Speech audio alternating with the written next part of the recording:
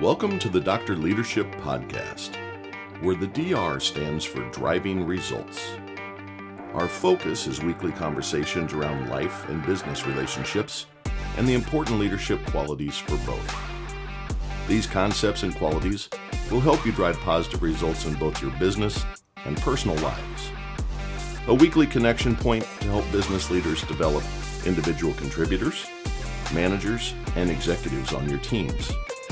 We also will tie in concepts around family focus and life lessons to help you drive success in your personal life. Welcome to the Dr. Leadership Show. Let's get after it. Hey, what's happening, everybody? Welcome to the Dr. Leadership Podcast. The doctor is in. No waiting in the waiting room of the Dr. Leadership Podcast.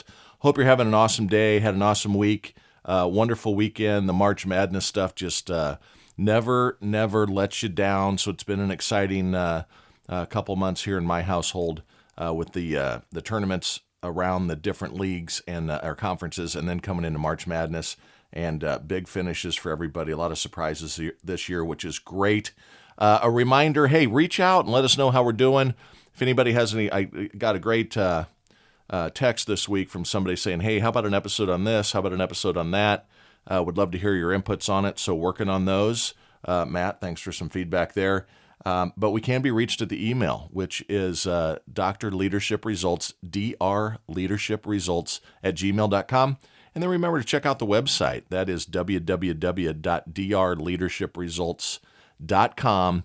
And check out the subscription site. Very exciting. Got a couple of big hits coming in here. I had told people before, I've got a former pro football player, one of the best defensive ends in the country, around the turn of the 2000s, and an Arena Bowl world champion coming on here in a couple of weeks. Very excited about that. Going to hear about team and what it took to be an exemplary football player and what it takes to excel at a very high level. Went through the combine, has all sorts of great stories coming there. And then just got commitment from many of you probably know Tony Bridwell, a very well-known author, 5 or 6 books out there. Kind of the Maker series is kind of the easiest way to describe him. He had a book called The Newsmaker, The Kingmaker, The Difference Maker, The Change Maker, and then has a new one out called Saturday Morning Tea. Was blessed to meet him a few weeks ago, and he has agreed to come on. He is currently the Chief Talent Officer of the Encompass Group, which is a consulting group around leadership, coaching, and people development. Has had some unbelievable positions in his life, has had up to like 45,000 people in his organization reporting up to him as the chief people officer for a company called Brinker 2. So very excited. Tony coming on here. End of this week, we're kind of doing our preemptive meeting to discuss topics and where we're going to go with this thing. And then next week, one of the evenings, putting it all down on tape. So looking forward to putting that up on the website. Those are the type of people you get input from, not just me, but some very significant leaders in all different fields out there on the website through the subscription page. Very minimal investment. Please check it out. Would appreciate that so much. You know, this week, some of you, I've talked about my parents many times, talked about my wife many times, my children, my siblings. My family is extremely important to me because I'm very blessed to have a very tight-knit and successful people around me. I was a late child. So my parents are older. My mom's still with us. She's 93 years old. My dad I lost 12 years ago, unfortunately, very impactful person in my life. You've heard me talk about that. But I just got off the phone a little while ago with my 93-year-old mother getting my weekly motivational speech. You know, it's funny. She has still so got it together. It's amazing to me. She has her days when she feels 93, and you know the time's coming. She talks about it. She's ready. She misses Dad, but man, she gave me the weekly, pull your bootstraps on notification. Outwork others was part of the conversation today. You know, how you're successful is you outwork others. Now, you have to have guardrails, my input here. Don't become so attached to your work that you lose sight of some of the other important things in life, your family, fun, etc. She also said this at one point: luck seems to follow the hardworking. Which she's exactly right. I hate those people that go, he's so lucky or she's so lucky. Look at what they're doing in the evenings and on the weekends. I bet that they're adding to the likelihood of luck following them along. And then the last thing she said is love your family, all your siblings, me, your cousins, etc. And she also stated, think about your tomorrow, not just your today. And what that means is make decisions that are best for your future, not just the feel goods of today. Great advice. Listen to your elders. Listen to people that have been around a long time. They've seen it before. We seem to think that when we're younger, the younger you are, the more educated the world's changed, and you just don't realize what's happening these days. Let me tell you, folks, they've got it all figured out. Give them a listen. So God bless you, Mom. Love you. Today, I want to jump into kind of tie a couple of podcasts from a few weeks ago together. A great article in the Harvard Business Review, and it's basically talking about how to be a two-geared leader. I'm calling this episode The Low and High Gear for Leaders. And it's a great article by Lindsay Greer, who's from the Ross School of Business, Francesca Gino, who's from the Harvard Business School, and Robert Sutton from Stanford. And those universities are well-renowned. They don't have it all figured out. I mean, you look in the news and what happened at Stanford with the judge that was going to be a guest speaker there is just atrocious. And it's unbelievable how some of the young in this world today think that they know it all, and if you think any differently, you're evil. And it's first of all, it's all on a premise that's not even accurate on why they're upset at this gentleman. Doesn't matter your political affiliation. Be kind to others. Listen to other ideas. And that's what this podcast kind of ties in. And I found it just interesting that Stanford and Harvard were both involved. The universities are starting to figure this out. The local governments are starting to figure this out, that you just can't pummel everybody that disagrees with you. That your people in your communities are why you're there to lead. The idea that anybody that has a differing opinion is not only wrong but evil has to get out of our society. Somewhere in the middle lies the truth. And today we're going to touch on somewhere in the middle lies the truth on what good leadership is all about. So the premise of this thing and where I'm taking it is good leaders need to know two gears, not just one of them or the other, right? There's the old leadership style, which is take charge. I'm the one in charge here. Lead from the front, give orders, push people to do great work. There's times for that. And then there's the leader that needs to be a great listener and empower people and get out of the way and let some of the other people's ideas come into play here. That's my tie into what I was talking about our governments and our institutions of higher learning, tongue-in-cheek there at times.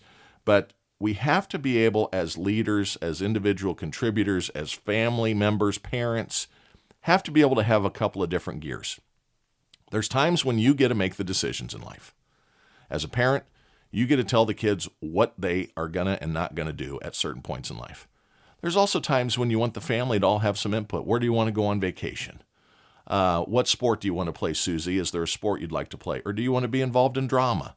Whatever it might be. You don't get to live vicariously through your kids and try to make them something that you were not able to accomplish on your own. I hate those sports parents that just beat the fun out of the sport.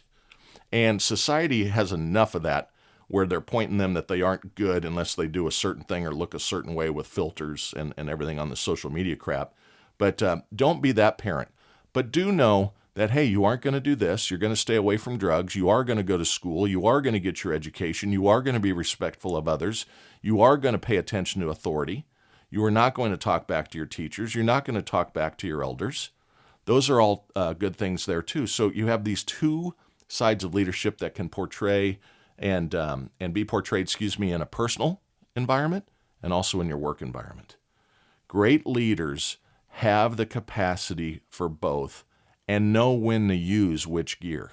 Just like on an automobile, you don't put it in overdrive to drive around block to block in the city. There's times when you really need to let things go and not be in total control. Maybe a bad analogy, maybe an okay analogy. But years of study were discussed in this article. Again, Harvard Business Review. I read it cover to cover every month. Good stuff. Things in there that I don't agree with, that I try to pull something out and say, do I have it wrong? Or is there a perspective I haven't given consideration to? And sometimes I come to the realization that I just don't agree with that. That doesn't work for me. And then there's other times where I'm like, holy cow, this is good stuff. So the study shows exercise authority leaders can stifle growth and idea sharing. Then you have the leaders who exercise flat leadership, right? Those are the ones that everybody gets an equal say. And you can get too far to that side too. So you can be too authoritarian. You're going to do it because I said it, damn it. And then there's other sides where can't we all just, let's put it in and let's make sure everybody feels comfortable. You can get these flat leadership types that get trapped in slow decision making and trying to appease everyone and using suggestions at the end from people that maybe aren't the most qualified, right? I mean, the CEO of my organization is a very talented individual, but he's probably not the best person, and our general manager for the whole globe, she's not the best person to know what needs to be happening at the street. Those people are a long ways removed. They're looking at dots on paper to try to make decisions on how to go to market. They aren't the right people. You got to go downstream with that. So again, the premise of this article is you got to be skilled at both. Now, when, where, and how to shift those gears is where the problematic piece comes in, right? Where you got to be able to understand what's the right gear, when's the right time to use it. And you got to be adept and knowing when to be, divergent thinking, right? That's when everybody gets in the room and gets to put ideas in there, different ideas, divergent, right? And then there's convergent times. And that's when you take control back as a leader or as a parent or as a significant other if you're taking care of someone that's maybe incapacitated to a certain level or has problems that they need help with, right? You look at the situations from that standpoint, you need to take a little bit more control. When you're doing next step setting, right? Ideation, that's divergent thinking. When you're coming up with how we're going to do this thing, what's the best way to approach it? Hey, throw ideas at me, right? You might call them a whiteboard session. That's divergent thinking. You want all ideas on the table there if you can. There's time limitations, but you want divergent thinking. And then a convergent idea might be where next steps are set up. So as a leader, you let it be divergent in the first half of the conversation, the ideation part. You let the ideas as a parent, let's throw some ideas out there on vacation. Little Jimmy might say, 2 weeks in Hawaii, and it may be way outside the budget means. And then someone else might say, let's go camping in the tent for 2 weeks in July, 102 degrees, no air. Those two may not come that cream may not rise to the top of what mom and dad decide to do for vacation, but you let the ideas come. So maybe it's, well, if we want to camp, maybe we rent an RV. So we've got a comfortable place to sleep at night that's a mattress and has air conditioning. But yeah, you can get the campfires and the roasted marshmallows and the s'mores and that kind of stuff to happen. And maybe Hawaii's out of context because of expense. Hey, it costs us $1,000 a head to fly there, and then it's $500 a night to be anywhere close to the water. Maybe instead of that, we go down to Tampa, and we get the water capabilities, the beautiful sunsets. You get the feel of that, and the hotels are $200 a night. So you get the idea. You let the ideation flow in divergent thinking, and then that leader comes back in to take control again for next steps. Hey, here's what we got to do now. We've taken all the ideas in, and here are the next 3 or 4 things we're going to do. We're going to reconvene next week after Sue and Bill look at this part of what we've come up with an idea, and then Jim and Johnny are going to bring this piece back, and on Thursday, the following week, that's when we're going to put our final proposal together for senior leadership. That's when you make it all happen. Now, we have talked, I did a whole thing on leading meetings about, that's probably been 8 weeks ago now. And I brought it up then, and this was reaffirming to me, so I pat myself on the back a little bit. I got a little bit right here. They talk in this about when you're having that divergent thinking, you got to make it a safe psychological space, right? So inside an idea room, we'll call it, that's this ideation part again, divergent thinking. No one is more powerful than another. So basically, the hierarchy gets broken down. We're all from a position of equal here. Equality is a good thing. Equity, not so much. Equality is a good thing. If you mean equality, say equality. Don't say equity. Equity is giving to others not based on a merit system. I'm not a big fan of that. Equality is critically important. Everyone gets the same opportunity. Everyone has the same capabilities, or same ability to gain the same capabilities through education, whatever it might be. But you have to make it a safe room. Now, outside that space, right, the hierarchy can come back into play. But when you're bringing it all together for an ideation session, when you're bringing your team together to decide how we're going to do something in the future, you need to let everyone psychologically feel like they can raise their hand. You don't want to position yourself as this authoritarian at this point because you aren't going to get the best out of it. Same thing if you're in your personal life, in your village. When you go to town hall meetings, or when you go to items where they're thinking about putting a new tax bond out, you have to let people bang it around a little bit and get all sorts of ideas on the table. When it's over, you put it to the vote, and that's when you decide which way you're going to go. But in the business world, you use meetings as that safe space for all to be engaged. And as a leader, you can tell people before that meeting what it's going to be about so everyone comes prepared. Because if you put a meeting maker out there and you say, we're going to discuss ABC, our transformation as an example as a company, they may come to that meeting expecting you to be in your authoritarian mindset, when in fact, if you want it to be the ideation mindset of everybody, give them that up front so they have pulled their thoughts together and come willing to engage. If they think it's the first side of that, you're going to be the decision maker, and I am queen, hear me roar. I am king, hear me roar. You aren't going to get good input and feedback and idea sharing. So clearly define that meeting at the front side. If it's a decision-making meeting where you are going to tell the results, etc., clearly define that as well. As leaders, we need to reset our mindset. And what I mean by this is don't be that person as I am the leader, hear me roar. Some people think, and it can be just about being a leader itself, or it can be some people that are in a demographic that feel that they have to act always authoritarian to keep respect, that you have to be that type of leader all the time. That's all out the window, right? Don't be the leader, hear me roar. The 80s have called, and they want their approach back. Now, the authoritarian approach to leadership in modern America, modern United States, you can't say America because America's from Alaska all the way down to the tip of South America. But from a United States standpoint, the authoritarian approach to leadership comes out, and Bill Fournette talks about this in his, he's the consultant I had on from Tulsa, Oklahoma, the Persimmon Group, very, very smart guy. He talks about how that approach to leadership really stems from World War II. All the people that came out of that, the greatest generation, by far the truth. They were and are awesome. America should look back and lean on that generation and their approaches to life a lot. They had some things wrong, but vast majority, work hard, take care of yourself, keep your family together, be self-sufficient, independent, etc.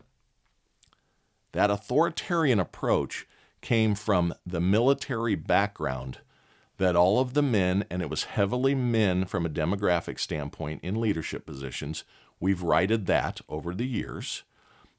Sometimes it goes not far enough. Sometimes it goes too far. We want to use merit, etc. But they came from a military background of freeing the world from tyranny, from the fascism of Hitler, Mussolini, the Axis powers, right? The Japanese, etc. They all lived in a world where there was the president to the generals to the commanders to the soldiers on the beaches and in the battlegrounds and in the jungle and in the woods. That's how it worked. That's what they knew as far as leadership coming out of that. And all those people came back from the war and went into the business world, started their companies, and that's how they thought leadership worked. Now, over time, Jack Welch was of that. You always hear Jack Welch, one of the greatest CEOs ever. True story, but he was tyrannical at times.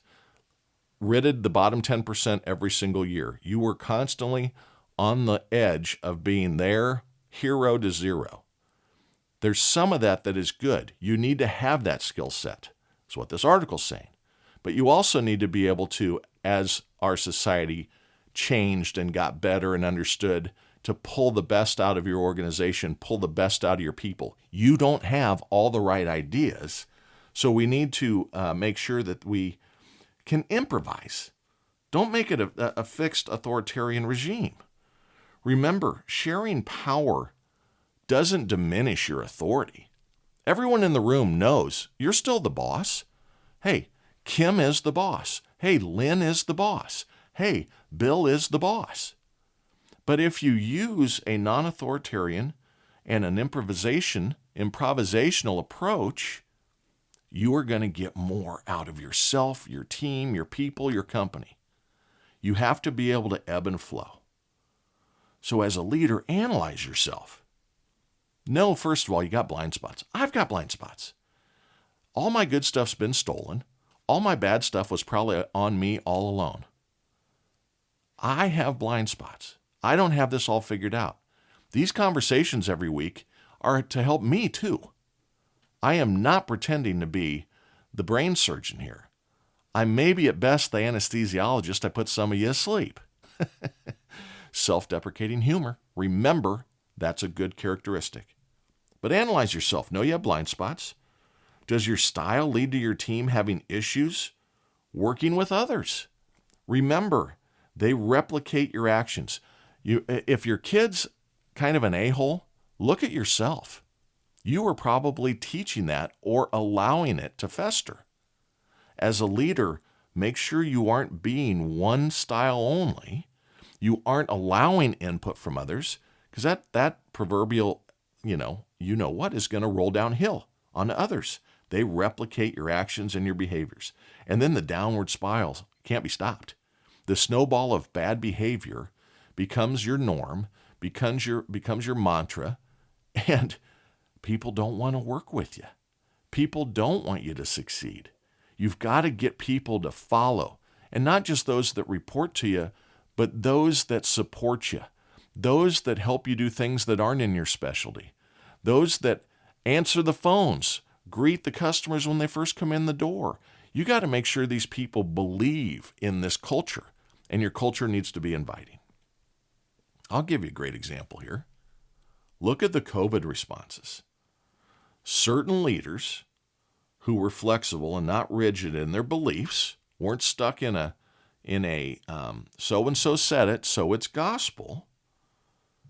If they weren't rigid in their beliefs, and as the science evolved and as we understood more and more how this thing was spreading, what was good to combat it, what was going to be best overall, the approach to our education, our kids, to masking, to injections, not injections, those that ebbed and flowed and took in the information and slowly transitioned, they had better results. Think of where the economies rebounded faster. Those that opened up sooner. The disease, the sickness was terrible. But some knew, hey, it is what it is. There is some risk in all of life. To walk across the street, there is risk a car is going to hit you. It doesn't keep you from walking across the street to get to the grocery store or get to school or whatever might be the case. There's risk in everything. By allowing a little less rigidity and embracing putting kids back into school, those locations' kids are scoring better on tests. We've got some locations can't get anybody from K through 12 to be efficient or proficient, at reading, writing, and arithmetic. They can't add and they keep passing them. You can't be that. But look at the leadership from that standpoint. I'm not taking a position on what was right or what was wrong, other than those that didn't get stuck in just one way of thinking did better than those that soaked in lots of different inputs, lots of different testing. The European countries that opened up sooner did better. Some countries didn't shut down at all. And the net report on the scorecard 3.5 years later is that was not any more detrimental or lead to any more deaths or illness than the other. And they withstood it economically. We're in a world of hurt in this company economically. People are trying to be, deniers of it, but banks are collapsing. The market is in a bad place. More banks are fiscally in a bad position because of these interest rates and how they did long-term bond as their investment protocols, these financial institutions, to create their operating capital. There's going to be other shoes that fall here. Fear held some people in the mindset of the first few months of this pandemic. They could not move because so-and-so says so, the almighty whoever that they were listening to. The press is finally catching up, right? I mean, anybody with a brain that looked at information instead of emotionally taking it, if you use your intellect, you knew that this thing, 90% likely lab leak. I mean, the damn lab is named the same as the virus, the Wuhan coronavirus lab, right? I mean, let's be a little flexible here in our thinking that it didn't come from bats or anything else. They haven't found a single bat with it. They haven't found a single raccoon dog with it. It's okay to not have to stick with one thought process because your team told you that's what we have to do. The other thing in this article that was really, really good was lead by example. And I say walk your talk.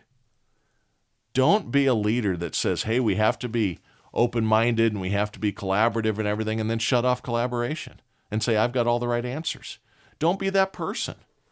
My company that I work for on my daily job, which I love, I've been with them for 28 going on 29 years. I've been in leadership the entire time, and I have seen great leadership and I have seen awful leadership. Not just above me who I report to. I'm not talking that, so don't anybody be getting ideas there. But all around me. We have lots and lots of leaders in this organization. We were 20,000 strong. We're 14,000 strong in the U.S. now. We're 75,000 strong across the globe in 135 countries. There's a lot of leaders. So you can, by law of averages, see good, bad, and somewhere in between. But we are talking about how do you walk your talk. Right now, transformation is a big industry word, all industries. The pandemic caused us to change. Technology is changing all the time, so we have to be transformational in our approaches in leadership. Leaders shouldn't decide what all those steps are. They have to listen to your people, to the people, who know what the quote-unquote, I'm doing air quotes here, street, what's happening at the street, your customers, is saying is needed, or what they see is not working as an organization. My CEO he's awesome, but he doesn't know the right thing to do to transform from an operational standpoint. He's from Europe.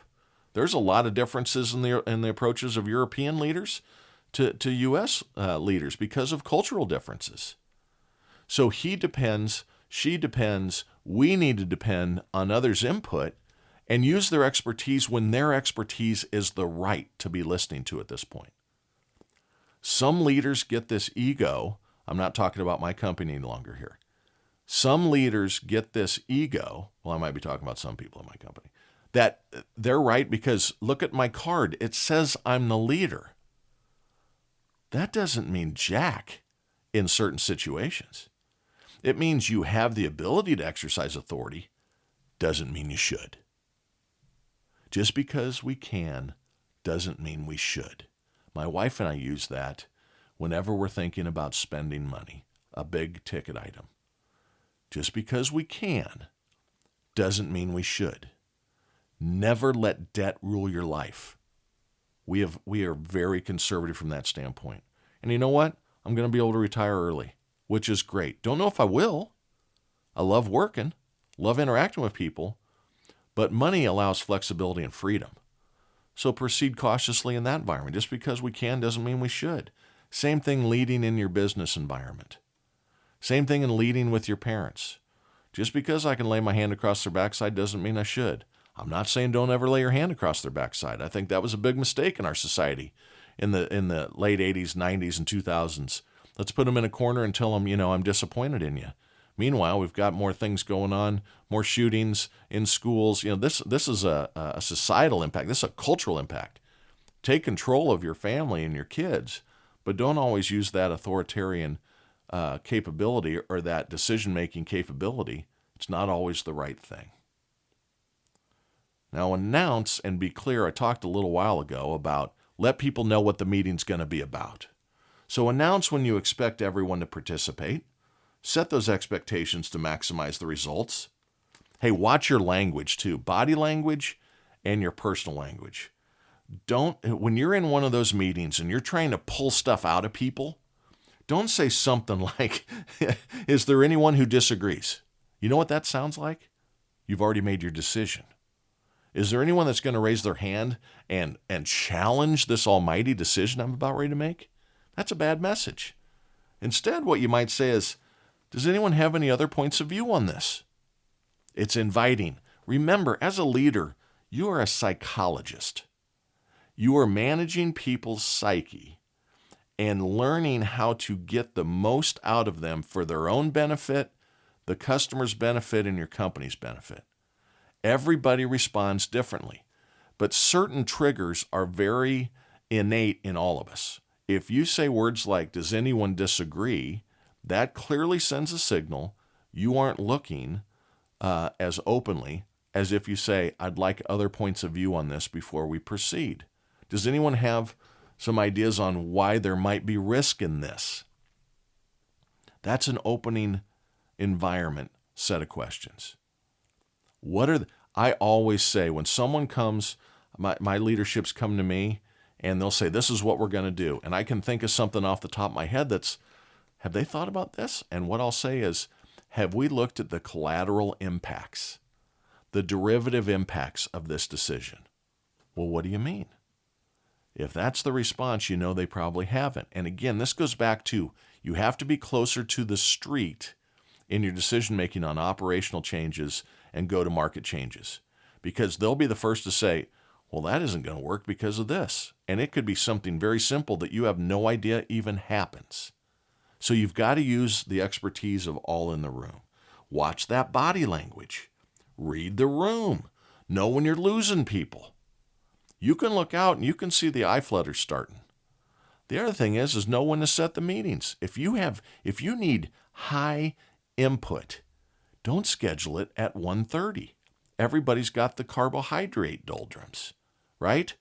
An 8:30 meeting when everybody's on their second cup of coffee and raring to go. That's a good time to hold a divergent thinking meeting. That's when you get the best out of people. The other thing is sometimes leave the room.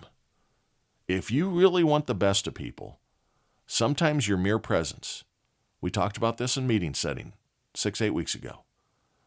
Your presence alone, where you sit in the room, can make a difference. Don't sit at the head of the table if you want input. Sit in the middle. Don't sit at the table. Sit in the corner in a spare chair if the table doesn't hold everybody. Open up the meeting with, I want you all to understand, I'm not the one to make the decision here today. We're going to make the decision. Sometimes you just have to even leave the room. These are all things that help you become a better leader. Know when to exercise your title and your authority, and know when to step away and flatten the hierarchy to get the best out of everything. In life, in your community, etc. You don't always have the right answers. No, that's a blind spot if you feel that you always have the answers. Some people get the new king, new queen syndrome when they're made the leader. My job is to do everything because I know best. That's why they put me in the role. That's not why you're in the role. You're in the role to get the best out of everyone. You're in the role to bring those attributes that everyone participates with and make the team stronger. You are in the role to enable, empower, and get fellowship. You're in the role to drive culture and create a welcoming environment that is based on high achievement and high interaction. Remember, all those people are awesome. Let them keep that shit up. Talk next week.